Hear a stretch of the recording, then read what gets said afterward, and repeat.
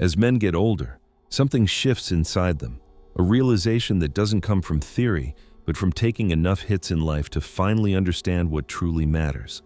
And that's why so many men today are stepping back, pulling away, refusing the chaos they once tolerated. It's not some hidden male agenda. It's not bitterness. It's not a trend. It's simply because, after a certain age, a man discovers that the most valuable possession he can possibly have isn't money, status, or even love. It's peace. Pure, uninterrupted, hard-earned peace. By the time a man enters his 30s or 40s, sometimes even earlier depending on how rough life treated him, he has already fought enough wars to know exactly what drains him. The jobs that pushed him to the edge, the mistakes that cost him years. The stress that carved lines into his face, the battles inside his own mind that no one ever saw. And somewhere along that road, he wakes up to the same conclusion. Without peace, nothing else in his life works. Not his focus, not his discipline, not his ambition, not his sanity. When men are young, peace feels optional. They'll trade it for excitement, for chaos, for sex, for attention. They think the noise is part of becoming a man.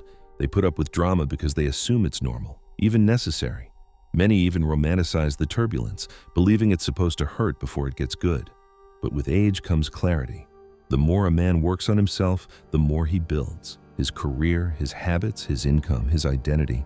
The more he recognizes the true cost of losing peace. It isn't just discomfort, it's sabotage. A man in his 30s or 40s who has finally built momentum in life understands that the smallest disruption can derail months or years of progress.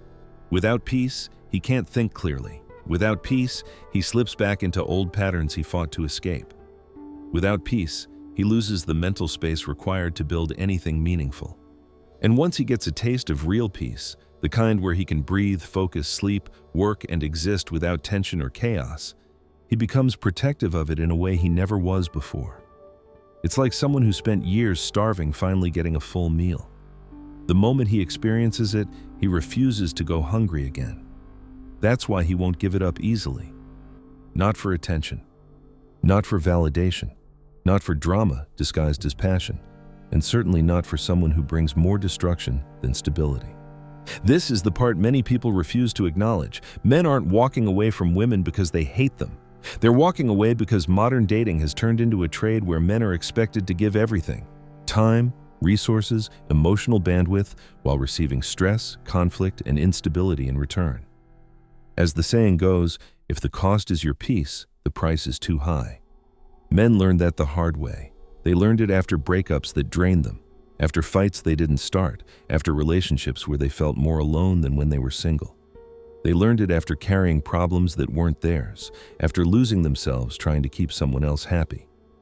Eventually, every man reaches a point where self-preservation becomes the only logical choice. And what's driving this shift even more is the behavior of modern women shaped by today's culture. Many men have noticed the same pattern. Instead of bringing calm, they bring noise. Instead of clarity, they bring conflict. Instead of being an ally, they become another source of stress. Men in their 30s and beyond aren't willing to gamble decades of work for someone who can destabilize their entire life in a week. Peace is an empire, and no sane man is willing to let it fall because someone else is addicted to chaos. And this brings us to the real turning point, not the men, but the environment. Modern women are living in a world completely different from what their mothers or grandmothers experienced, flooded with attention, validation, and entitlement that rewires how they behave and what they expect. Before we go deeper into the modern female mindset, ask yourself this: how does a man maintain peace in a world where the women around him are shaped by noise? That question leads us directly into the next part, because the biggest threat to a man's peace today isn't life's challenges. It's the modern woman, shaped by a culture that rewards everything except stability. When you look at the state of modern women today, it becomes obvious that men aren't withdrawing because they suddenly stopped liking women. They're withdrawing because the average woman has been reshaped, rewired, by an environment that overwhelms her with stimulation she was never built to handle. And that overstimulation creates behavior that makes peace impossible for the men around her. You can trace almost all of it back to one source: attention. Not affection, not love, attention. The modern woman receives more external validation in a single afternoon than her grandmother did in her entire life. You could take a woman from 1960, hand her a smartphone, and she'd experience in 1 hour what used to take decades of real social interaction. That level of constant validation does something to a person. It inflates the ego, but also destabilizes it. It raises expectations, yet destroys satisfaction. It feeds insecurity while pretending to fix it. It creates a hunger that can't be filled. And because attention is abundant, its meaning changes. For many modern women, attention becomes a currency, something to collect, something to compare, something to weaponize, and sex becomes part of that economy. To her, sex isn't always intimacy or connection anymore. It often becomes another form of validation, another way to feel chosen, relevant, desired. Men feel this shift deeply. A man knows when he's dealing with someone who sees intimacy as a reward system instead of a sanctuary. He knows when he's no longer a partner, but just another number in a never-ending highlight reel of options. That's why you hear men talking more openly about body count, not because they want to shame anyone, but because they've realized that a woman who has been with too many people often struggles to bond. Pairing becomes harder, comparison becomes constant, emotional depth becomes shallow, and men can feel when they're being measured against ghosts they never signed up to compete with. Then there's temperament, the part no one wants to discuss because it exposes the core of the issue. Modern culture has told women that being agreeable is weakness, that cooperation is oppression, that femininity itself is outdated. So many women today move through relationships with combativeness, not connection. They argue for sport. They challenge everything. They test constantly. They turn every small disagreement into a battlefield. And the irony? They do all this while expecting the man to remain calm, stable, and composed no matter what. The average man already spends his entire day fighting the world: jobs, pressure, expectations, competition. When he comes home, he doesn't want round two. He doesn't want another war. He wants a sanctuary. But instead, so many men are coming home to more conflict, more emotional intensity, more instability. And suddenly, the one place he's supposed to rest turns into the place where he's most tense. Add to that the current mental health landscape: anxiety, depression, trauma cycles, therapy jargon, SSRIs. Many modern women are drowning in internal problems they haven't resolved. And men, for years, were expected to be the emotional shock absorbers. They've been told to love her through it, fix her through it, support her through it, even if it destroys them. But what happens when a man who's already carrying his own burdens suddenly becomes responsible for hers too? It turns the relationship from a partnership into a rescue mission. And the truth is, men are exhausted. They're exhausted from trying to heal women who refuse to heal themselves. Exhausted from carrying emotional loads they were never built to carry. Exhausted from being blamed for problems they didn't create. That's where the deeper rupture begins. Because when a man finally realizes he's inheriting more destruction than peace, he pulls away. Not because he doesn't care, but because he knows continuing will cost him everything he's built. Stefan Arno once said, "Women are either sacred or destructive." And modern culture has elevated the destructive archetype while burying the sacred one. Look at what's glorified: chaos, ego, independence without responsibility, validation chasing, rebellion against cooperation. The women who nurture, who build, who support, they're mocked, dismissed, or labeled as weak. Men see this shift. They feel the loss of the archetype that once grounded civilization, and they know what it means for their peace. The question now isn't whether modern women hurt men, it's how deeply they can damage a man's foundations if he lets them in. And that brings us to the next level of the story. What truly happens to a man's empire when he picks the wrong woman. When Stefan Arnao said, "Women are either sacred or destructive," a lot of men brushed it off as harsh or extreme. But the older a man gets, the more he realizes that this isn't philosophy, it's a pattern. A sacred woman multiplies what a man builds. A destructive woman consumes it, sabotages it, or poisons it from the inside. And modern culture, whether intentionally or not, has elevated the destructive archetype as the default setting. You see it everywhere, on social media, in music, in movies, in trends that glorify chaos and reward ego. The nurturing archetype, the loyal archetype, the grounding archetype. Those have been pushed into the shadows, dismissed as outdated or oppressed. And men have noticed, instead of encountering women who want to create peace, stability, or family, men today are met with women chasing attention, impulsivity, and short-term excitement. And the danger isn't just emotional discomfort, it's structural collapse. A man's life is like a long-term construction project. His habits, his career, his discipline, his money, his mental health, they all form the pillars holding up his identity. These things take decades to establish, years of work, sacrifice, consistency, failures, comebacks. But a single wrong woman can take those pillars and knock them out one by one in a matter of days. That's what men fear. Not rejection, not loneliness, collapse. When a man chooses the wrong partner, the consequences don't just arrive slowly, they arrive violently.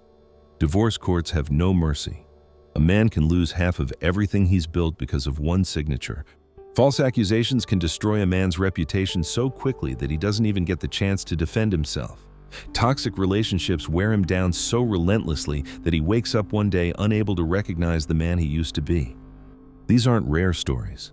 They're common. Every man knows at least one friend, one coworker, one relative who got wiped out by the wrong woman, lost his money, lost his kids, lost his identity, lost his will to try again. It's the quiet tragedy of masculinity. Men rarely get sympathy when they lose everything. The world shrugs and says, he should have chosen better. And underneath all of that destruction is the loss of peace. The slow erosion of a man's inner clarity, focus, and discipline. When a destructive woman enters a man's life, she doesn't just take physical resources, she takes mental real estate. She disrupts routines, hijacks his thoughts, drains his energy. Suddenly, the man who used to be sharp, consistent, and driven becomes distracted, unstable, reactive. His ambition fades, his habits crack, his discipline dissolves. And once his inner world is corrupted, the outer world collapses soon after. That's why men say peace is the greatest theft possible, because once it's gone, the man himself goes with it. This is where the comparison with virginity becomes so powerful. Women once protected their virginity with vigilance because they understood it was sacred, irreversible, tied to something meaningful. Men today protect their peace the same way. Once you give it away to the wrong person, once you allow chaos into your life, you don't get your peace back easily. You might get fragments of it. You might rebuild it. But the full version? That can take years to recover, if a man recovers it at all. That's why older men guard their peace with a seriousness younger men rarely understand. They've lived through the consequences. They've all seen the destruction up close. They know what it costs. Now, zoom out to a bigger scale. Look at civilizations throughout history. Societies rise when women channel their energy into nurturing families, reinforcing stability, grounding men. Societies fall when women chase indulgence, validation, and independence without responsibility. You can trace the collapse of empires through the collapse of the feminine archetype. When the sacred feminine disappears, chaos rises, and men today see the same pattern repeating in real time. Modern culture rewards the most destructive behaviors and punishes the women who still embody loyalty, warmth, and commitment. Men aren't blind. They see the writing on the wall. And rather than letting themselves be dragged down with a collapsing system, many are stepping back to save themselves. Because at the end of the day, men build, women inherit or destroy. A man spends decades constructing an empire, financially, mentally, emotionally, and the wrong woman can dismantle it with one choice, one accusation, one betrayal. Men finally understand the stakes. They know what they're risking, and they're asking themselves a hard question. Why build at all if the person beside you is more likely to consume than to contribute? And that question leads directly to the final truth. Why men aren't just walking away from individual women, but from the entire modern dating system. When men say we build, it isn't arrogance, it's observation. Men pour their energy into creating systems, income, structure, and legacy. They don't inherit stability, they create it. But what modern men have finally accepted is that the wrong woman doesn't contribute to that construction. She consumes it. Sometimes slowly, sometimes explosively. And men today are no longer willing to hand over the empire they spent decades building to someone who might drain it in months. That's why more men are choosing solitude, not because they're incapable of relationships, but because they no longer see the return on investment. They'll still build, still grind, still create, but now they're doing it for themselves, for their brothers, for their children, not for a woman who sees his effort as a resource rather than a partnership. This shift is happening quietly but powerfully, and it's reshaping everything. Men are asking questions they never used to ask. Why date someone who doesn't respect them? Why risk peace for a person who undermines it? Why sacrifice years of discipline for someone who might destroy it overnight? These questions used to feel theoretical. Now, men are answering them with action. They're opting out. They're distancing themselves from women who bring conflict, entitlement, instability, or disrespect. They're not playing the prove your worth to me game anymore. They're not begging to be chosen. They're not chasing someone who sees them as disposable. And whenever men make this choice, society panics. Women call it weakness. Media calls it selfishness. Culture calls it immaturity. But the truth is simpler. Men are choosing clarity. They're choosing sanity. They're choosing the one thing life has taught them is irreplaceable: peace. Peace becomes the foundation of everything a man hopes to accomplish. Without it, no dream stands. Without it, no legacy lasts. Without it, no victory means anything. A man who loses his peace loses himself. And once a man realizes that, he becomes unwilling to trade it for anything. Not attention, not companionship, not validation, not social approval. That's why walking away isn't giving up. It's refusing to participate in a system designed to strip men of peace while blaming them for the outcome. It's refusing to play a rigged game where men invest everything and receive chaos in return. Walking away is a declaration that a man's life belongs to him, not to a partner who drains him, not to a society that shames him, not to expectations that exploit him. Men aren't withdrawing from women. They're withdrawing from destruction, and this is where the misunderstanding becomes most obvious. People say men avoid marriage because they're scared. People say men avoid dating because they can't handle commitment. But that couldn't be further from the truth. Men aren't scared of commitment. They're scared of committing to the wrong person. They're scared of losing themselves. They're scared of sacrificing the one thing they can never rebuild once it's gone: peace. So they choose solitude not out of fear, but out of respect for what they've earned, because they finally understand the cost, and the cost has never been higher. One wrong relationship today can financially drain a man, emotionally break him, socially damage him, and legally corner him. One wrong partner can erase years of progress. One wrong dynamic can destroy his focus, discipline, ambition, and mental stability. When the stakes are this high, staying single isn't avoidance, it's strategy, it's clarity, it's discipline, it's survival. And any man who's been through enough understands why. So when you see men refusing to chase, refusing to beg, refusing to tolerate disrespect, don't mistake it for apathy. It's not that men can't engage, they're choosing not to.